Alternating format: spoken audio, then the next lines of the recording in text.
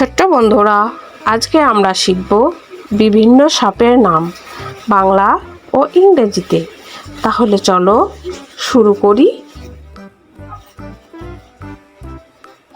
এটা হলো দাঁড়ার সাপ। দাঁড়ার সাপকে ইংরেজিতে বলে Indian rat snake. Indian rat snake মানে দাঁড়ার সাপ। এটা হলো কোরাল সাপ।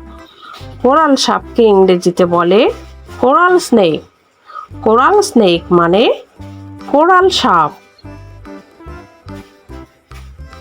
এটা হলো লাউডগা সাপ। লাউডগা সাপকে ইংরেজিতে বলে ভাইন স্নেক। ভাইন স্নেক মানে লাউডগা সাপ।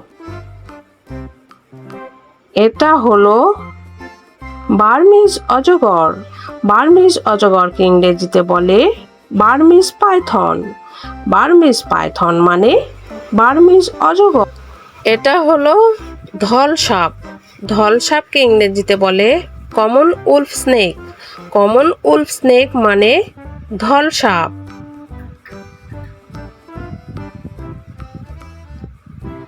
এটা হলো ঢোড়া সাপ। ঢোড়া সাপকে ইংরেজিতে বলে চেকার্ড কিলব্যাক। চেকার্ড কিলব্যাক মানে ঢোড়া সাপ। এটা হলো চন্দ্রবোড়া। চন্দ্রবোড়াকে ইংরেজিতে বলে রাসেলস ভাইপার। রাসেলস ভাইপার মানে চন্দ্রবোড়া। এটা হলো গোখরা সাপ।